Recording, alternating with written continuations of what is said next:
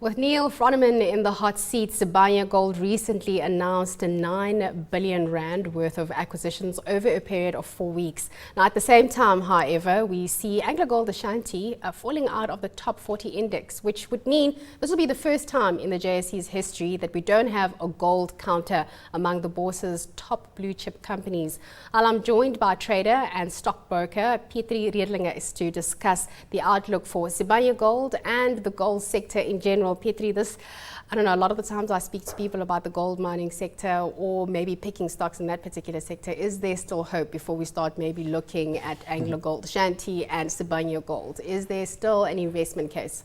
For gold stocks in particular, well, most of the traders that I know say that you only buy a gold stock if you're covering a short.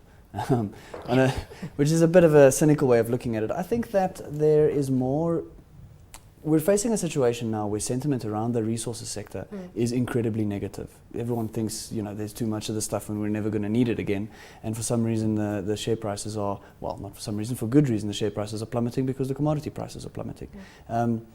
This, I think, is very much sentiment driven at this stage. And I think that there's a lot of maybe overextension in this route that we're seeing, that this sort of absolute just get rid of anything that's resources. So I do think that there will be opportunities in the resources space. However, I do not think that we're going to see pure plays do that well anymore. I think that the diversified miners are going to be the ones to survive the storm, rather than the pure gold play or the pure platinum play or whatever the case is. Sibanye Gold has been quite busy of late. These acquisitions, do they make sense to you?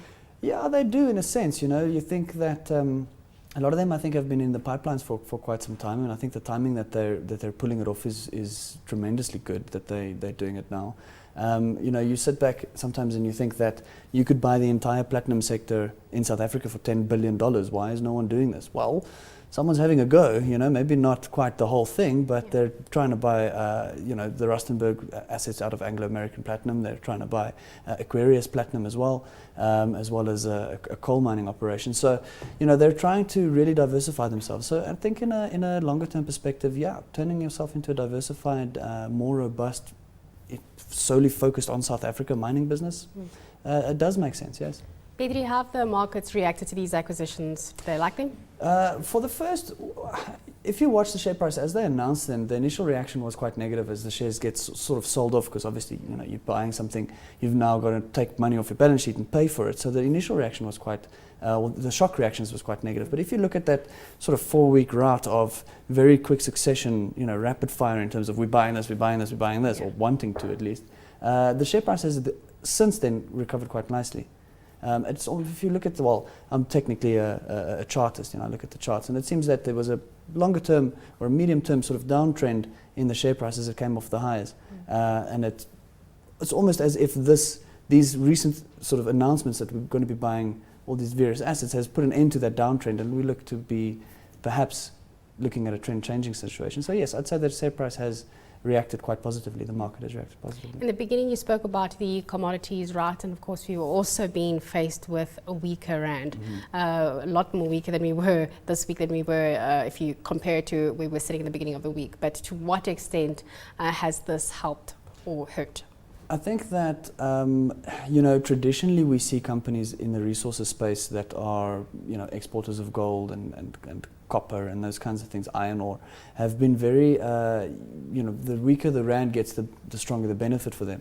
I think we're in a situation where we've got a lot of labor cost inflation, we've got a lot of input cost inflation, electricity and so on, that the rising inflation and the pressure of the increased cost of getting the stuff out of the ground, coupled with the very negative sentiment around resource companies in general on a global scale at this stage, has negated a lot of the benefits that we would get from the rand usually. And also, I sell it for more expensive, but it's costing me a lot more to make. I mean, if you look at Sibanye particularly, about a third of their production cost currently is electricity.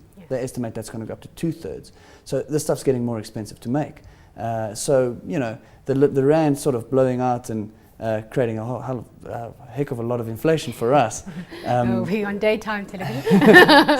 My apologies. Creating a lot of inflation for us has not, in fact, saved them, because their cost base is increasing all the time, and it costs them more to produce the stuff. So the short answer, Petri, if I'm a client and I come to you and I say, okay, fine, these gold stocks have been unloved, maybe can I get into it if I'm a long-term player? If you're a long-term player and you think you've got a 5 to 10 year outlook, then we know that over the long-term gold stocks double and halve every 5 years. So if you look at the longer-term charts on something like an Anglo-American or AngloGold, for example, you know, share price goes all the way from the bottom to the top, to the bottom to the top, it never really goes anywhere. So, well, I mean, it's within a very large range. So I think that if you were to sort of try and bottom pick now, you might not be at the bottom, but you've maybe got a 5 or 10 year play to make some money in this, although I would advise you to rather buy diversified miners rather than pure sectoral plays. Petri, thank you so much. As always, great insight from you. Petri Redelinghuys, trader and stockbroker. While coming up, we'll be taking a look at the state of South Africa's economy. Are there any spots of positivity that we can find, and what are some of the things that we should be concerned about? We've got a panel of experts that are standing by to tell us more. Stay with us.